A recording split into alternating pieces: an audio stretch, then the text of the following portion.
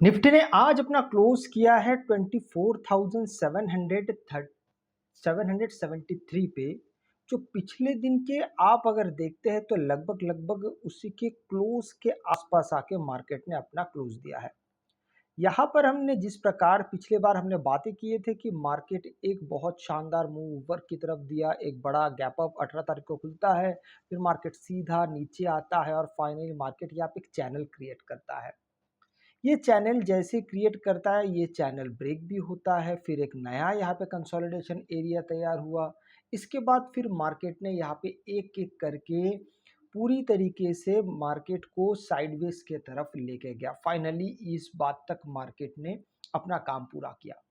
अब बात आती है कि मार्केट अब इस जगह से क्या करने वाला। तो यहाँ पे अगर आप थोड़ा सा ध्यान से अगर देखते हैं, हमें यहाँ पे एक नया एरिया फिर से खुला हुआ दिख रहा है इस प्रकार से। अगर आप इस एरिया को देखते हैं तो मार्केट इस एरिया के इर्द गिर्द तब तक रहने वाला है जब तक मार्केट को एक अच्छा खासा यहाँ पे बड़ा मूव ना निकल पाए या ना मिल पाए। जब तक मार्केट इस एरिया के इस ये जो जगह है, ये जो रेजिस्टेंस है, इस रेजिस्टेंस को पहले मार्केट को ब्रेक करना पड़ेगा। फिर मार्केट ये जो सपोर्ट है इस सपोर्ट को ब्रेक करना पड़ेगा।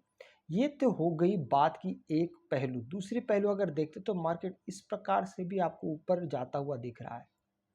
तो मार्केट का ये भी एक नया रूप, ये भी हम 15 मिनट के टाइम फ्रेम पे भी जाके इस चीज़ को हम डिस्कस करने वाले हैं। हालांकि मार्केट को अगर आप देखते तो पिछले अगस्त महीने से अगर आप देख रहे तो हमने तो एक बात की थी कि मार्केट जुलाई महीने से लेके लगातार एक बहुत शानदार गिरावट में तो मार्केट था।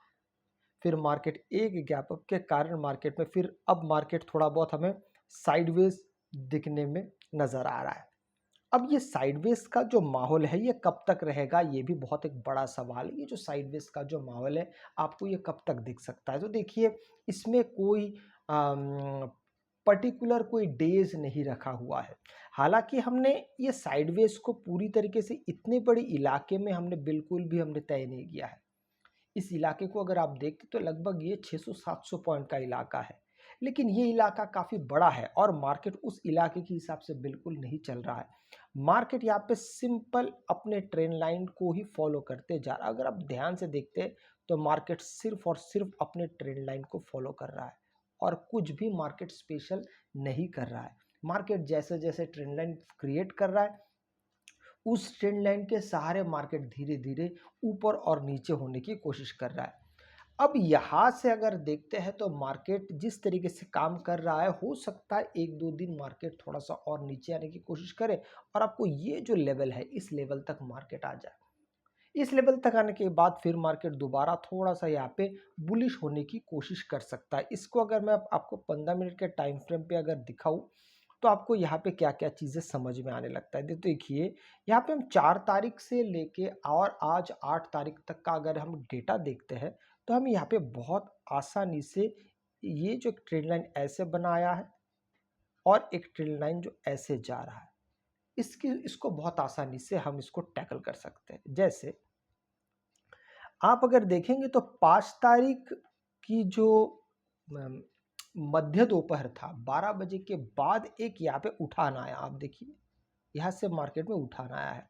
अब यहाँ से भी अगर आप एक ट्रेंड लाइन सीधा सीधा इसे लेके भी अगर आप जोड़ देते हैं तो आपको इस प्रकार का एक यहाँ पे ट्रेंड लाइन मिलता है।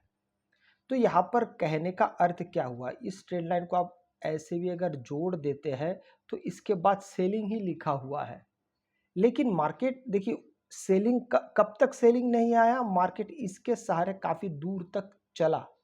फिर मार्केट में एकदम से ये सेलिंग आना बहुत स्वाभाविक था। उसके पीछे का अगर आप थोड़ा सा कारण देखेंगे तो मार्केट इस रेंज में जब जब आया, मैं आपको ये वाला रेंज दिखाता हूँ, इस रेंज को ध्यान से देखिए। मार्केट जब जब इस एरिया के पास आया मार्केट में हमने सेलिंग ही देखा है। जैसे कि 4 तारीख को इस एरिया को तो मानने मार्केट ने शुरुआत की है इस एरिया को तोड़ के। 5 तारीख को इसके पास आता है, सेलिंग आता है। आज मार्केट ऊपर तक गया, सेलिंग आया, फिर मार्केट थोड़ा और ऊपर गया, एकदम से गिरा। कुल मिला के ये जो एरिया फॉर्म हुआ है, ये जो एरिया तैयार हुआ है, ये बहुत ही इंपॉर्टेंट रेजिस्टेंस के रूप में मार्केट के सामने आया हुआ है। अभी कल के लिए मार्केट किस तरीके से आपको और शानदार प्रकार से काम करता हुआ दिख सकता है। तो देखिए, अभी एक ट्रेंड लाइन के बारे में तो हमने अभी ऐसे बातें की है, ठीक है। दूसरे ट्रेंड लाइन के बारे में अब सुनिए और समझिए। अभी इस ट्रेंड लाइन को आप ऐसे रूप में देखिए, ठीक है। और इसके अलावा भी मैं आपको बताता हूँ, वो एक हो गया, अभी दूसरा सुनिए। सितंबर के 1 तारीख से भी मार्केट इस प्रकार से आपको जाता हुआ दिख रहा है। ये वाला ट्रेंड लाइन भी मार्केट के लिए बहुत काम में आएगा। इसको बड़े फॉर्मेट पे समझने की कोशिश कीजिए। और ऊपर से अगर चलता है तो मार्केट ऐसे चल रहा है, बार बार इस जगह पे आके, यहाँ पे आके मार्केट सेलिंग पे जा रहा है। कहने का मतलब है ये जो एक रेंज बना हुआ है, ये रेंज के आसपास मार्केट में बार बार सेलिंग आ रहा है, और मार्केट जब ऐसे पोजीशन पे जा रहा है तो मार्केट में यहाँ पे बाइंग आ रहा है। तो इस जगह को अगर हम कंसिडर करते हैं तो ये लगभग आपका चला आता, मैं आपको बताता हूँ, ये जो एरिया है ये लगभग आएगा आपका 700 के आसपास, मतलब 24,700 के आसपास।